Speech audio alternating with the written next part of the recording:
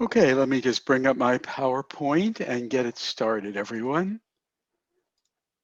Okay, well, welcome everyone. It's good to see you all here. The presentation today is about building exhibits with really big pages. And the example I'm going to use throughout the presentation is an exhibit that's currently, about to be judged at the PIPEX virtual exhibit. It's the first virtual WSP show exhibit. And the purpose of the presentation is a few-fold. One is to encourage people to exhibit. Exhibiting is a lot of fun. And two, to consider making our pages bigger. And some of the issues involved in doing so, some of the pros and cons.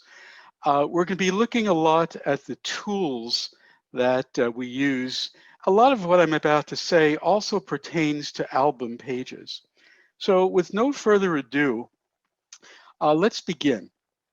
We're going to talk about how we organize an exhibit. Now, I'm not going to go into detail on how to build a title page or how to build the synopsis or anything like that.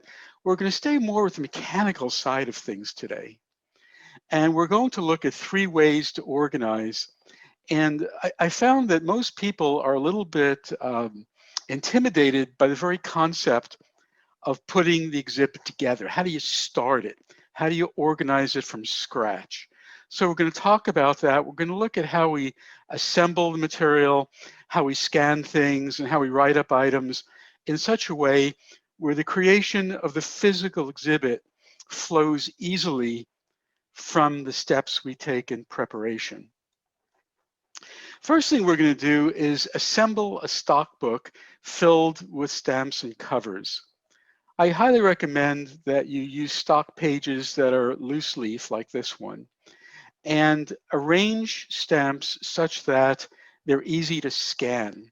So you can essentially mount them on these pages, and when the time comes, you're going to scan them in, and that you scan them in order of the exhibit. Later on, that's going to prove to be very important because you're going to key other parts of the preparation of the exhibit to these pages.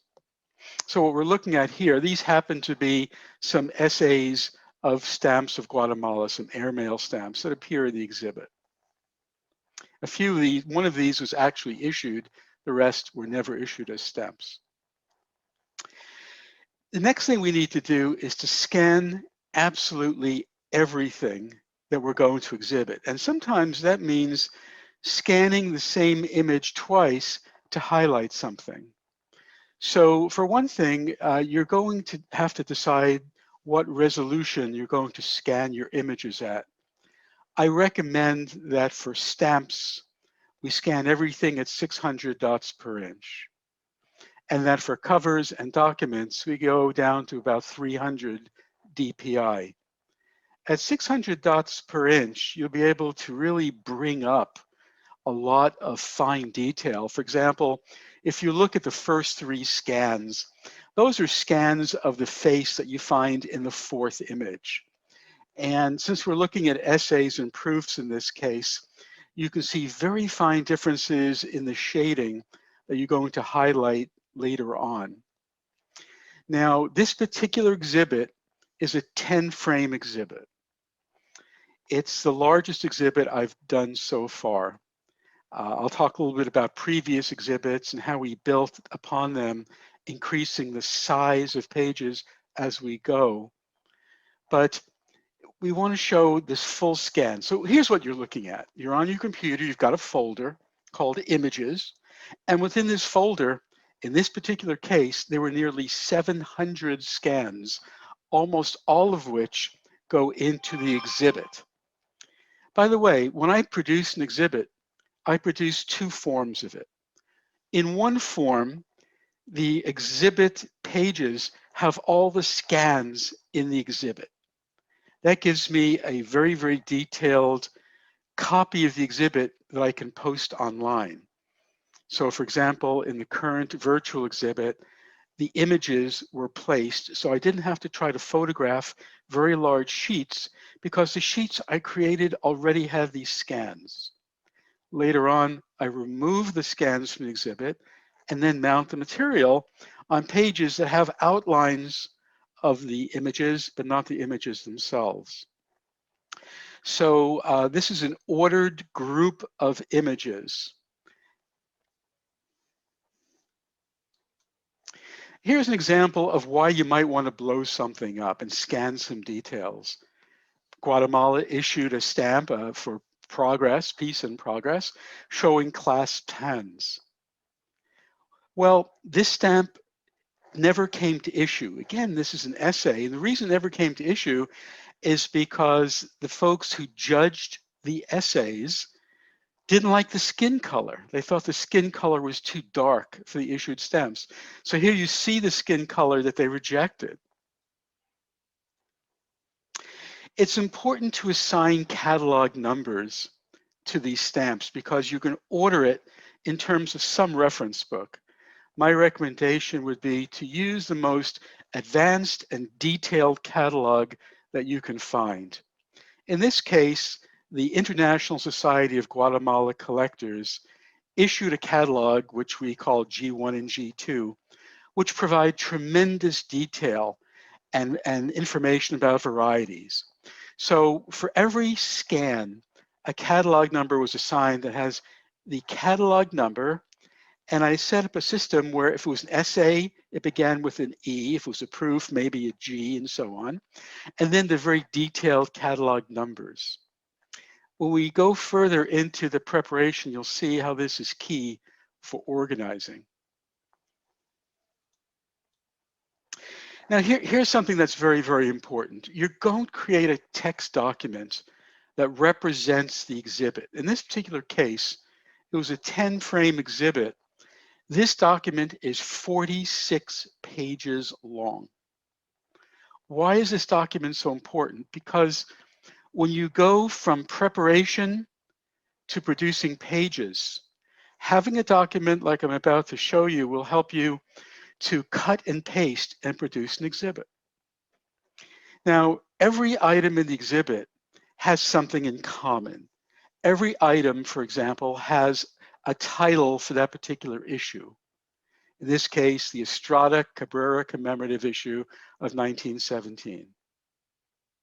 Then you have to ask yourself, okay, is there some information I want to provide about every issue? And there is. In every case, I wanted to know what was the printing process, who is the printer, who is the designer, who is the engraver, what's the catalog number, and then everything else. When I first created this exhibit, each of these pages was in black. However, after I submitted the exhibit for the first time to a show, I realized that the exhibit is growing, that I keep adding material to those stock pages that I'd like to appear eventually in the exhibit.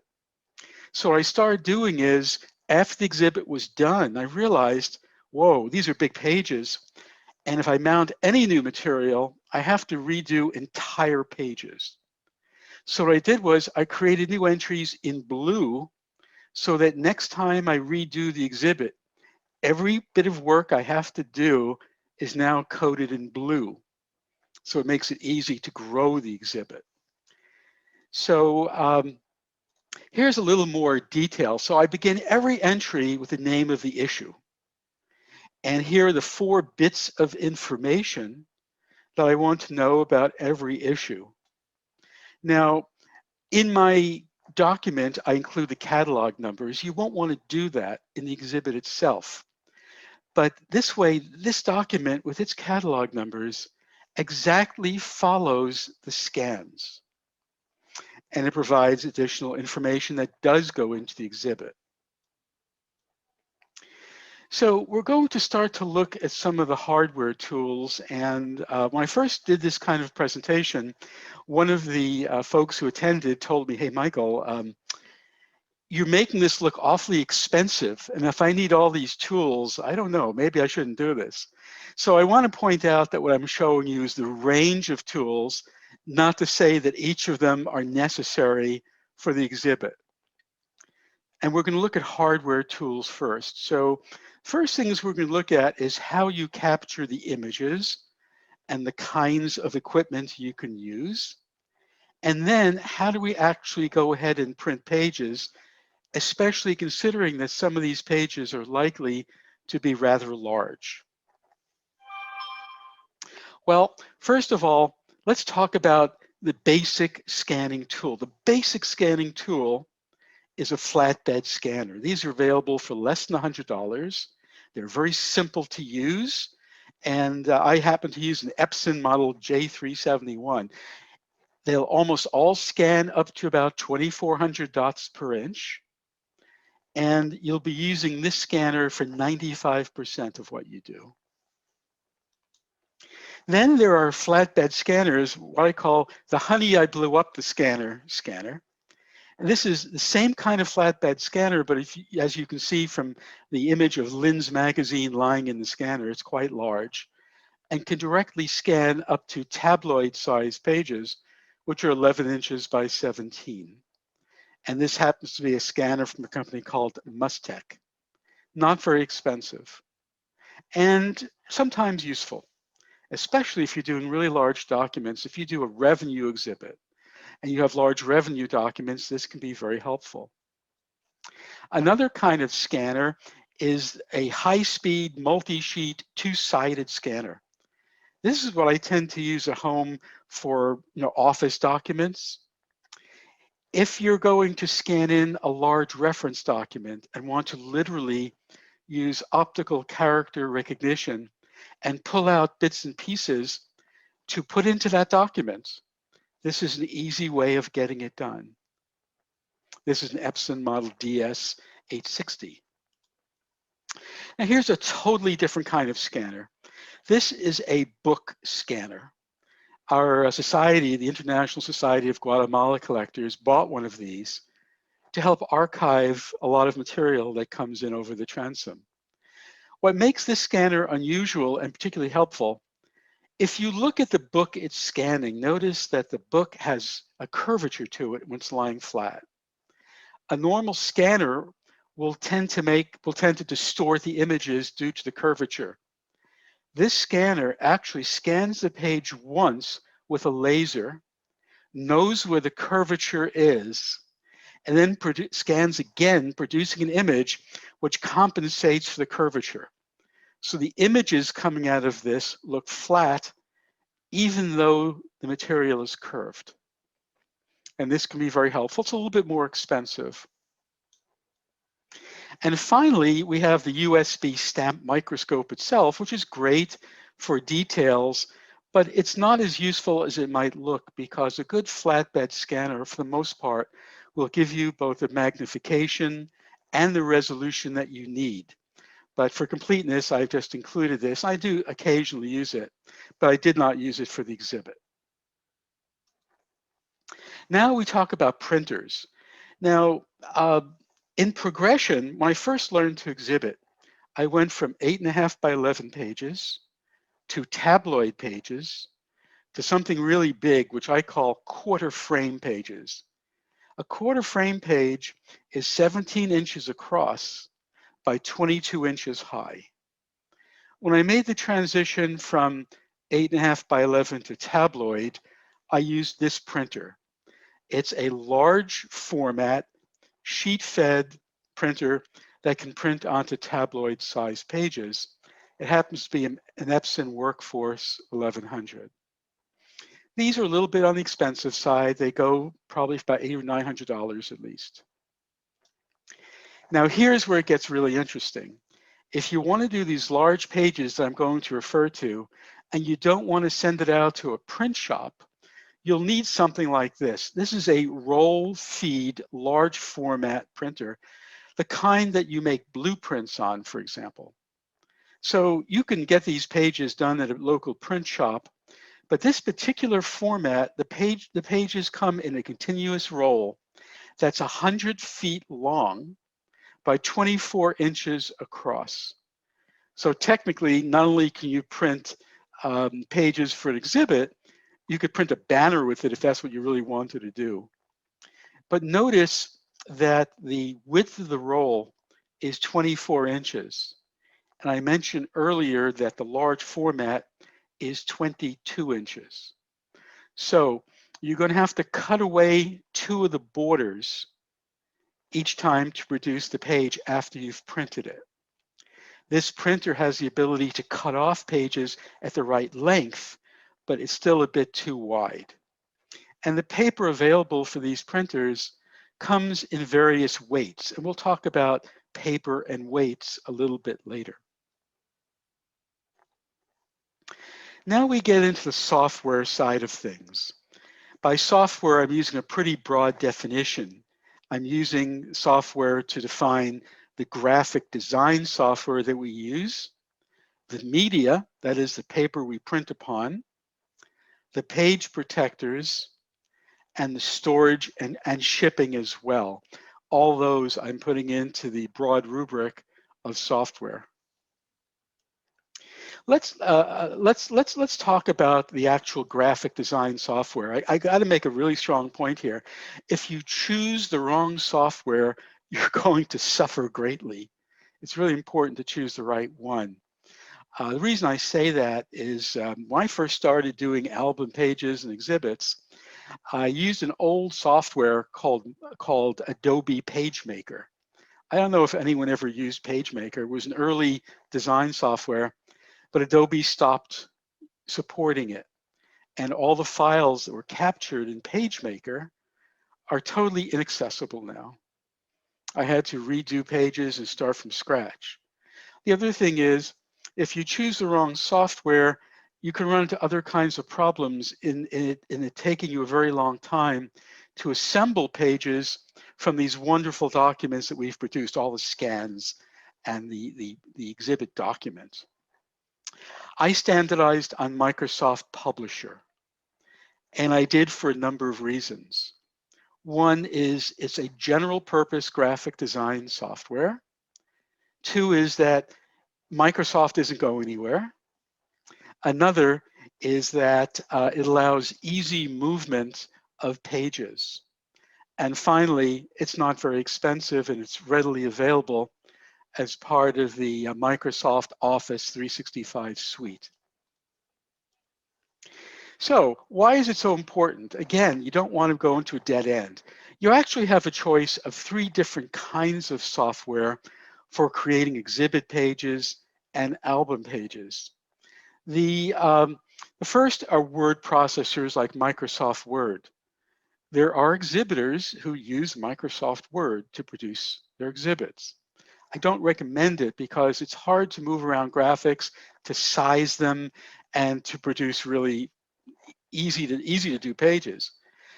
General graphic design software includes Publisher, but it includes other software as well. And then there are companies that offer page design software designed particularly for stamps. The problem there is we don't know how stable those companies are.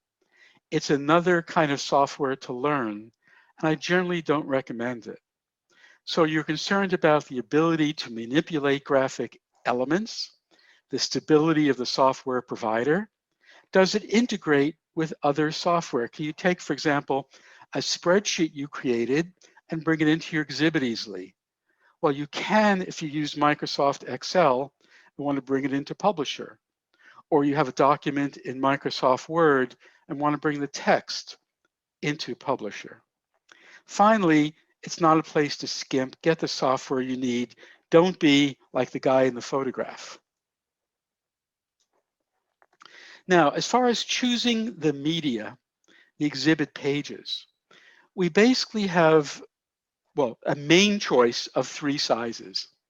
Letter size, which is 16 per frame, tabloid, which is 8 sheets per frame, quarter frame, which is 4 sheets per frame, and there are some other possibilities. We know we've seen exhibits with pages that are 8.5 by 8.5 square, and a few people have tried to do full frame pages.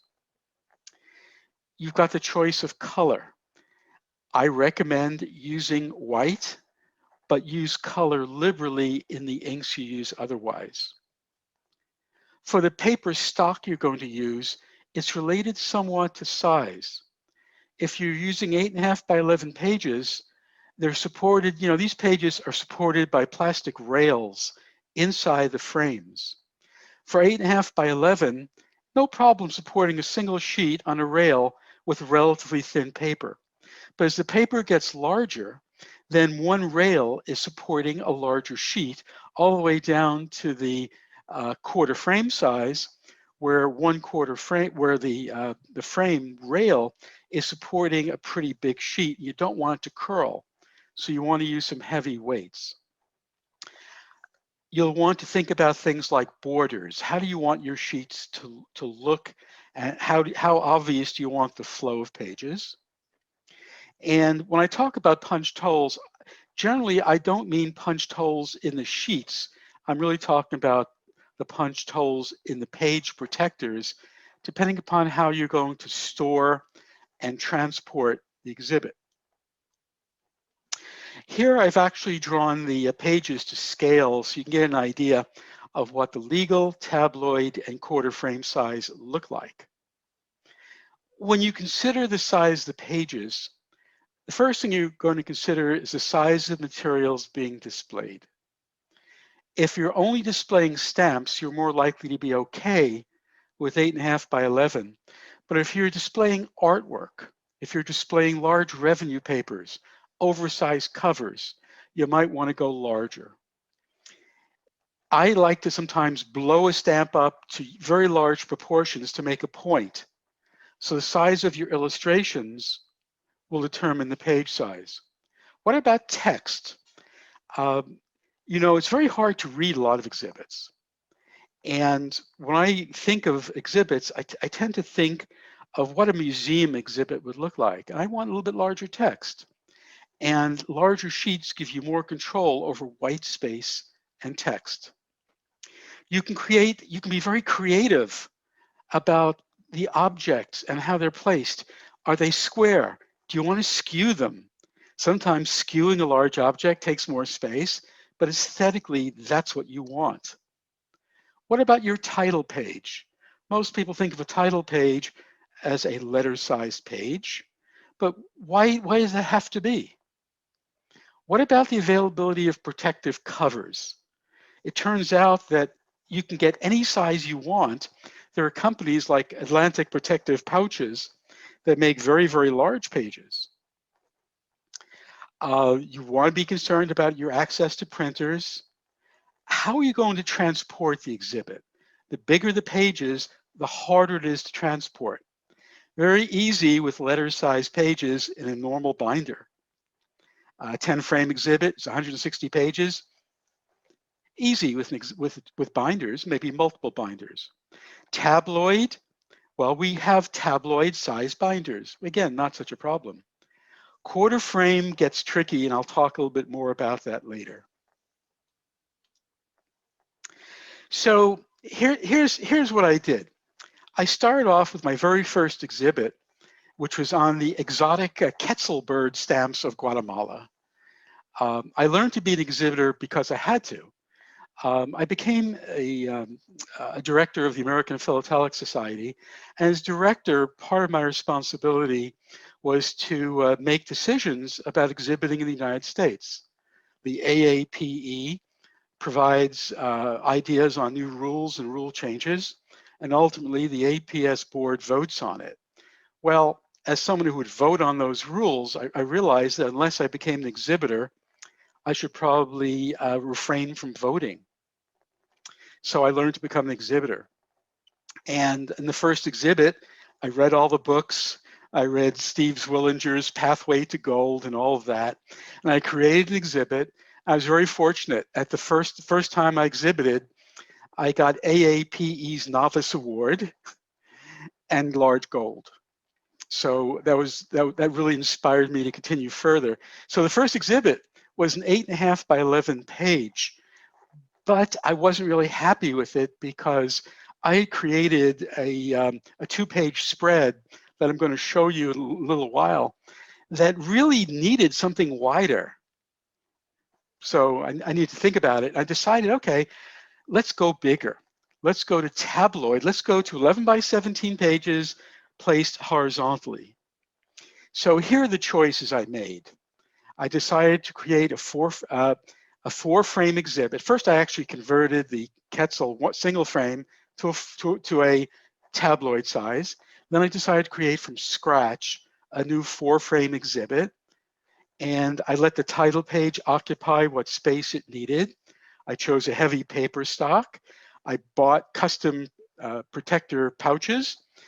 I used Microsoft Publisher. I used that large printer you saw, and a ledger sheet binder. And here's what the pages look like. This is a tabloid-sized page, and the left side of the page is a title page. It's a title page, and it's a title page, and the right side is actually the first page of the exhibit. And I include a little bit of actual philatelic material, an essay on the title page. But this is what it looked like. And this is the page I was talking about before, where I wanted to do something a little bit different. What I wanted to do was to provide a page that just had fancy cancels in this fan kind of pattern. And it just works on 2 pages. This was a fairly controversial page. There were judges who liked it. There were judges who didn't, but I liked it. Also, I started standardizing on things like borders and formats and fonts. Now, I ran into a problem using the tabloid size page. I wanted to show a full-size sheet of Guatemala Quetzal stamps. And I wanted to show it mainly because I wanted to show the imprints in the selvage, the plate numbers and the layouts and so forth. And the only way I could get it to fit was to put the sheet sideways. And I was never happy with it. It did give me the opportunity to blow up some stamps and so forth, but I wasn't happy with this. It was a motivation to go bigger. And this is the synopsis page. Now, normally the synopsis, as you probably know, is not a page that's part of the exhibit. It's an opportunity for the exhibitor to address the judges and describe the exhibit in a way to help the judge understand the exhibit and judge it, to show the challenges of the exhibit. And I decided that the synopsis page might also be a tabloid-sized page. And here's a use where I use the tabloid size to show large pieces of art. The exhibit was about a stamp designer, and I wanted to show his archival materials, including both his accepted and unaccepted sketches. So what I did was I took these very, very large pieces, and it worked out great with tabloid. If I'd stayed with 8.5 by 11, I couldn't have done this exhibit. And as in many exhibits, the rarity is color-coded by the color of the box. And I always try to include the original stamps themselves so people can see where the design method ended up. Multiple sheets. With tabloid, I was able to overlap sheets, and that worked out very, very well. As far as storing the tabloid-sized exhibit, here's one of those binders. That worked out reasonably well. But then I wanted to go further. I decided, okay, not only do I want to try larger sheets, I want to build a bigger exhibit. So again, I thought about the choices involved. I decided to create a 10-frame exhibit using quarter-frame sized pages, and that the pages would be 17 by 22 in a vertical layout. Let the title page do what it needed to do. Heavy rolled stock, new sheet protectors that were large, a new printer. I went out and bought a new printer for it, and I searched high and low to find a box to store it in, and I'll show you the box in just a few minutes. So what we're seeing here now is an actual quarter frame size sheet that includes the title page of the exhibit. Notice the title page is actually the blue box that occupies the left side and the top 2/3. It's an odd sized title page. On the title page, you've got the usual information, the color coding and the order of the display and so forth. And I decided for this exhibit, not only would I color code it, I would shape code it. Because what I was really showing in the exhibit, we're starting off with artists' sketches, essays, die proofs, plate proofs,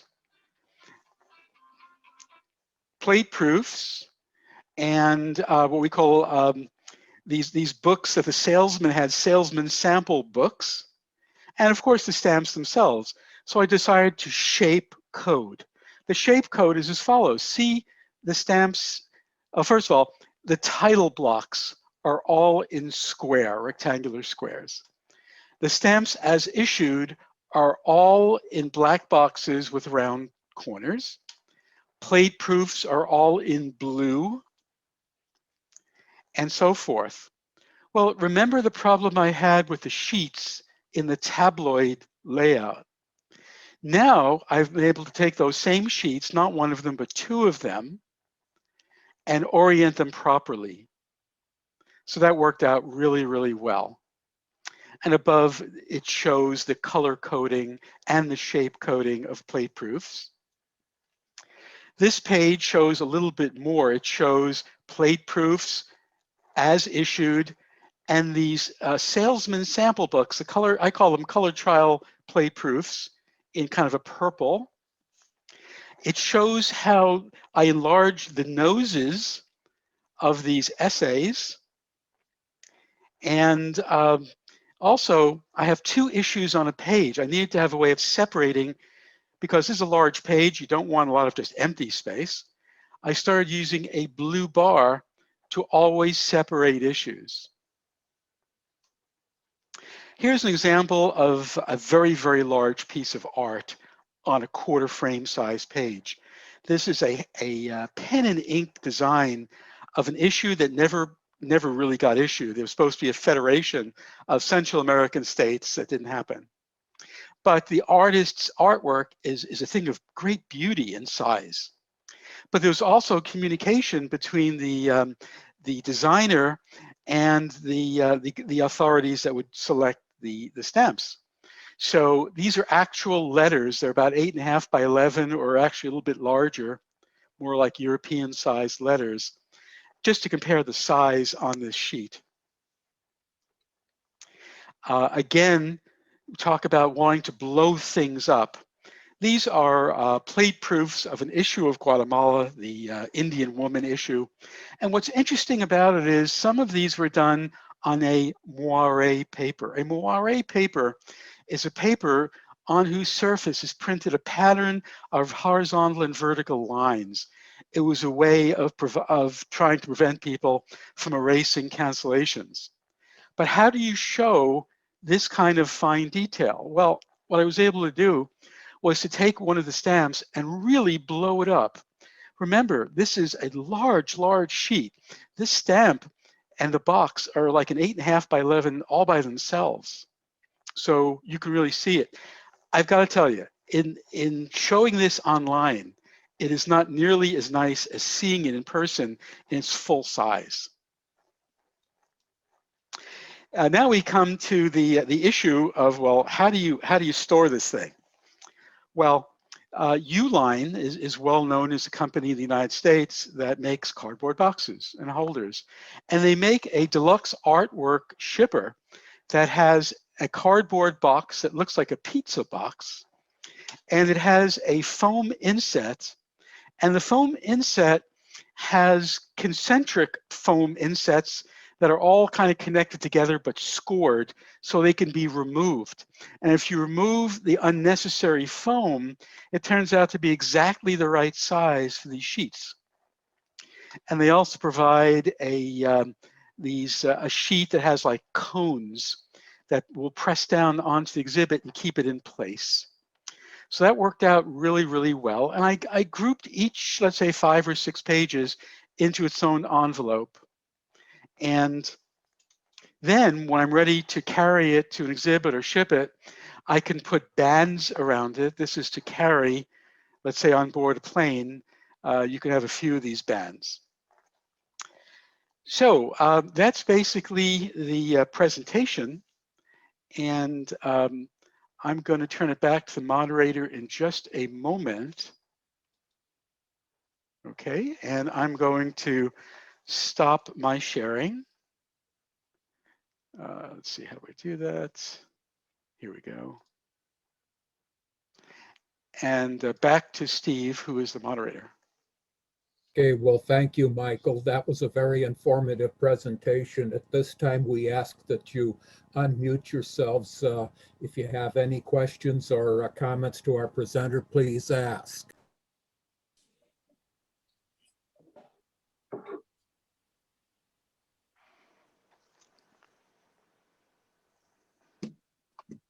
Any questions? Well, I have a comment. Great presentation. It's amazing what you can do with the larger pages. And I had not thought about the quarter round. Of course, I spend a lot of time moving exhibits on airplanes, so that's always a consideration. But it's a bit awkward, but it gives you a lot of creativity. I've just started. I mean, there's so much you can do. When I did the first exhibit, which is on the Quetzal, I wanted to spice it up. I actually went out and bought some Quetzal feathers from the Quetzal bird for the exhibit. So it's Neil Doran from British Columbia in Canada. I just wondered about the paperweight that you were using for your tabloid exhibits. You talked about it being heavier, but you didn't give us examples of the weight that you used for the tabloid and quarter pages. And I think I could be wrong in this, but I think it was a 100-pound weight. Okay, and for the roll weight. Another reason, but I'm sorry, another reason why you want the weight beside the support is the bigger you go, you're sliding these into page protectors, and page protectors are usually open on one side. And if you try to slide a thin piece of paper into a big page protector, it's hard not to get it to prevent it from crinkling. Mm-hmm. Okay, Michael, a gentleman named Neil Villanueva, I apologize if I've murdered your name, has raised his hand. Raymond, go ahead. Yes, thank you. You mentioned white space. Have you had any comments from judges about the white spaces that were left? I notice you're with your colored boxes. That seems to be a very nice way to keep the white space to a minimum. But have you had any comments about that? I will know tomorrow. This is the first time the exhibit's being judged, and during the exhibitor's feedback session, the judge's feedback session, which I welcome everyone to, I'll find out. It's possible. Look, there are judges who look at white space as wasted space or as a way of puffing up an exhibit, and I could be subject to that criticism in the exhibit. I'll find out. Okay, Ralph Nafsinger has a question. Yeah, Michael, I'm just wondering, getting back to transporting quarter pages, where do you put them on a plane? I would have to probably, yeah, Ralph, I'd probably have to check it in. I would tape it and check it in as luggage. Okay. All right. Because making sure that it's insured. Yeah, right. It's a great way to. I enjoyed your presentation very much, Michael, and it's a great way to exhibit. But I've never tried quarter pages, mainly because I just couldn't figure out how to get them on a plane. Honestly, I think it's going to be a challenge, and it'll be interesting to see. You know, the other thing is, I might send it somewhere where I'm not present, and other people will mount it. Yeah. By the way, we have a presentation on Sunday on how things are mounted for this virtual show. But you know, every page has instructions on the back of its frame number and the order in the frame. But it'll be interesting to see how folks who mount these things feel about putting up an exhibit like that. It's less work in a way. Yeah, yeah. Thank you. Okay, Jane has a question. Michael, your engraving exhibit that was at PIPEX a couple years ago, was that not on the quarter pages? No, that was tabloid. It was tabloid, okay. That exhibit, well, I'm not sure. There were two exhibits at PIPEX. One was the single frame Quetzal, and the other was the designs of Arnaldo Chiavari, which included, actually, by the way, another point to this exhibit, it's 10 frames long, but I have more than 10 frames worth of material, and I wanted to make it as inclusive as possible. So the actual title of the exhibit is The Essays and Proofs of the Stamps of Guatemala, except for those of Arnaldo Chiavari. Because I love the exhibit. I didn't want to break it up. And I knew I couldn't run past 10 frames. So that was a decision I made. But I don't know if I answered your question, Jane. Yeah, no, I just was trying to recall, because it just, to Raymond's question about the white space, I don't recall in those exhibits that you showed, I don't recall there being excessive white space. No, and there was never a critique on that. And that exhibit, actually both exhibits won large gold, and actually the Quetzal exhibit won the grand at the show as well. Yeah. Other questions, comments? Again, on the size of pages, if that is eventually going to come to be more common. In the meantime, how do you feel about the mixing of the letter size and the tabloid size in an exhibit? I don't have any specific objection. I think it makes it a little awkward if you want someone else to mount it when you mix pages. You might, I think what I would do is provide a diagram showing the actual pages just for the mounter. There's another problem. The larger you go in pages, if you're going to make a small change, you got to change the whole page. And that's a lot of work with quarter frame. Mm-hmm. Imagine if you were doing a full frame and you wanted to move one stamp. You know, these things, you know, they're very time consuming. I don't think I've actually, maybe someone else here has seen a full frame sheet size. If anyone has, let me know. I'd be curious how that went.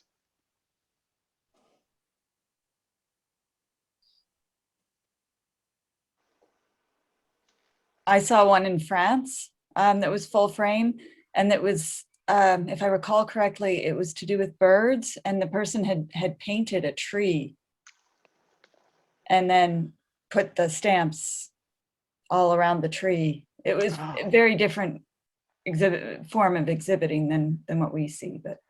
Well, you know, but that brings up all kinds of interesting points. I mean, the AAPE keeps widening and widening what's acceptable and allowing for more creativity.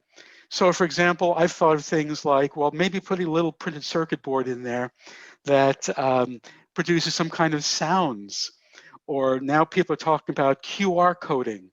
So you put a QR code on exhibit and someone walks over with their phone and gets more in-depth information when they just scan that. I mean, there are a lot of things that you can do. Ralph, I saw you. Okay. Bill Seymour also has a question. Okay. I was just going to make a comment. Andrew McFarland has a new book out on synopses.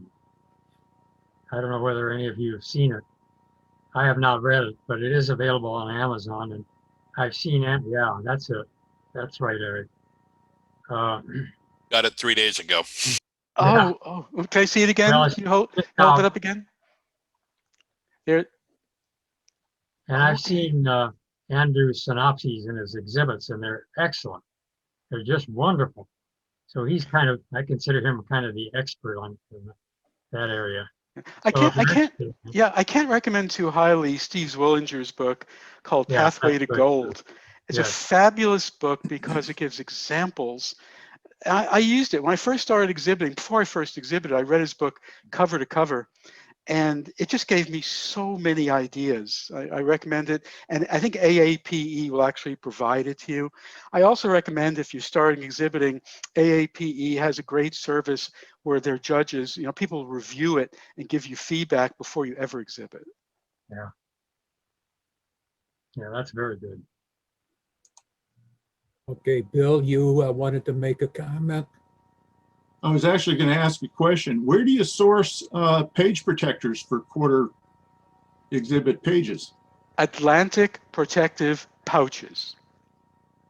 They're not cheap, but he does a great job. You tell him the size, you tell him where you want the opening, whether you want holes punched, and I seem to recall they're about $3 a page or $4 a page. Does a fabulous job, and it's archival quality plastic. Great, thank you.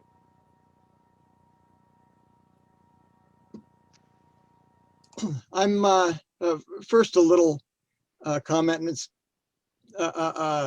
it's not terribly important, but since I come from the computing industry, you had mentioned that the legal size was 8.5 by 11. In the computer industry, the legal size is 8.5 by 14. I think I said size is 8.5 by 11. I thought I said letters 8.5 by 11. Legal. I don't think I even mentioned legal, which is 8.5 by 14. Maybe I was hearing funny. Maybe I was speaking funny. But the many of you know that we used to be in a not-for-profit organization called Youth Stamp Collectors, and our kids one time wanted to make an exhibit. They made it a one-framer, and one page was the entire frame. They did a timeline of stamps going from dinosaurs to the space age. But that was a little. Actually, they made it in the shape of a cornucopia. Sounds very creative. Yeah. We want to encourage kids to exhibit. We have some folks who devote a lot of attention to that.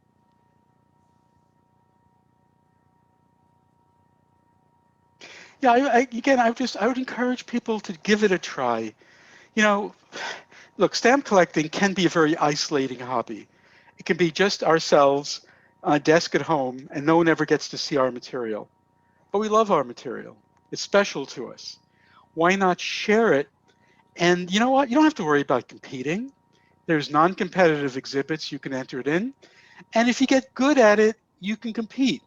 But the point is, at least in my opinion, is to try to make our hobby a little more of a social activity than it is. That's why I encourage people, go to stamp shows, go to the clubs, get to meet people. And I gotta tell you, I think stamp collectors are an extraordinary bunch. We're a very bright, interesting bunch of people with a lot of experience in a lot of areas. And when I go to a stamp show, I'm amazed at the doctors and the physicists and the deep thinkers that I meet. And sharing stamps is a pathway to that kind of communications. Well, Michael, if I can add one more comment as a tribute to the late Jack Congrove, who was chairman of the CPEX. He often tried to encourage people at our awards banquets to enter with, and made the remark that there are many awards out there that go begging for people to award them to. So by all means, try an exhibit. You never know what you might come up with. I'm particularly thankful to one of the guests here, and that's Ralph Knopfliger. Ralph was extremely encouraging to me when it came to exhibiting. I was a little intimidated by the idea, even though I was, somewhat advanced in the hobby. Ralph encouraged me. Hi, it's Liam Malone from the District of Columbia. Hi, William. Liam, I'm sorry. Liam, yeah, that's fine. Yeah. What I liked was how you discussed Microsoft Publisher.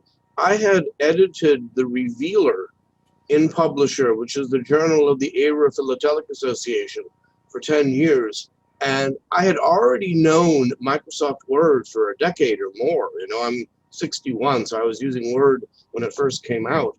And when I started using Publisher, it wasn't completely intuitive, but the newer versions are so much more intuitive. They're so much more based like Word is itself that I think it's a fantastic software for editing. And I mean, and I have to speak to what you were saying. The moving of pictures and graphics is just so much easier in Publisher than it is in Word. I mean, it's unbelievable. So I appreciate your comments on, affirming that Publisher is probably the better, software to use. Yeah, also, if you want, I might want to add to that, Liam, if you want to share your work and you have it in Publisher, all you have to do is save as a PDF, and Exactly. anyone can have it. Exactly.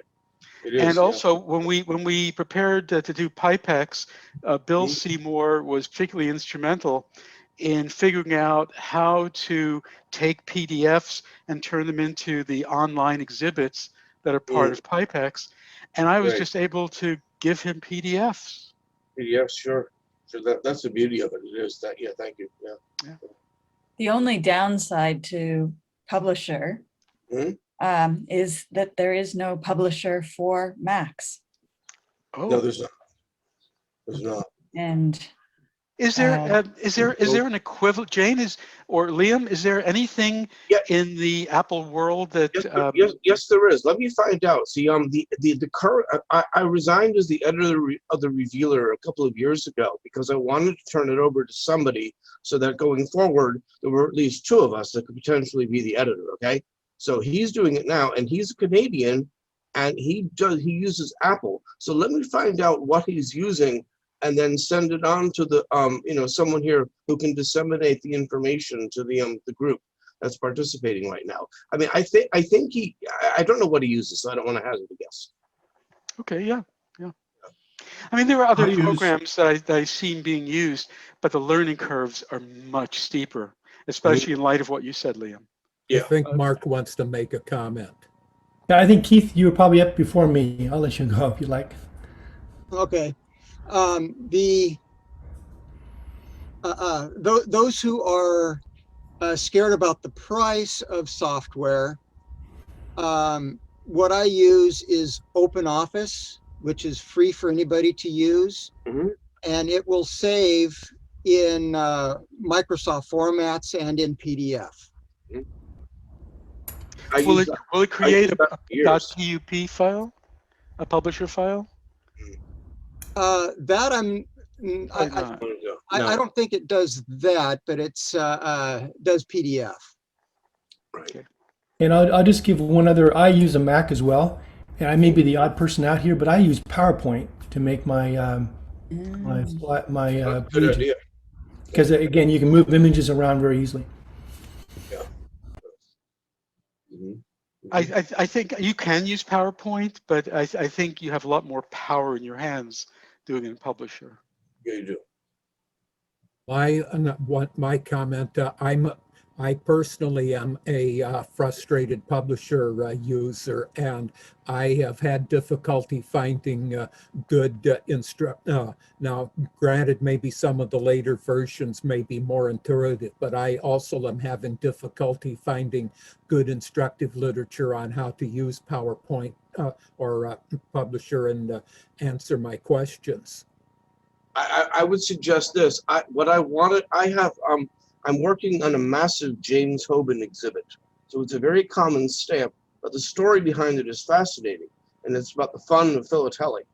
Now, because I have so many different images, I had gone onto YouTube and I had found a professor that explained how to simultaneously change all the sizes of your pictures at one fell swoop.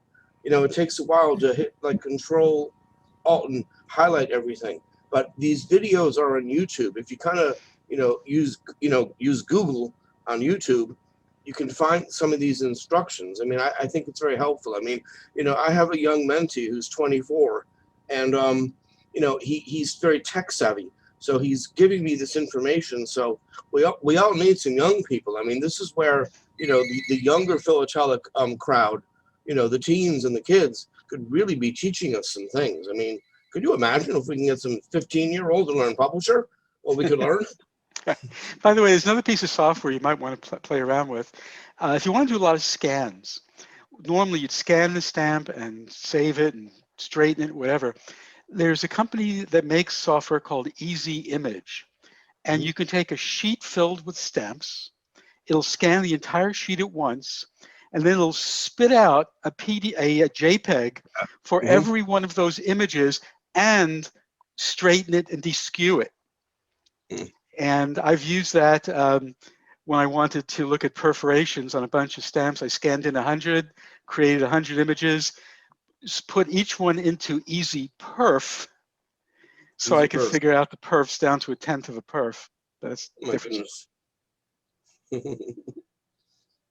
Also, I might suggest, just food for thought, you might want to consider using the PNG label. It has some useful applications too sometimes.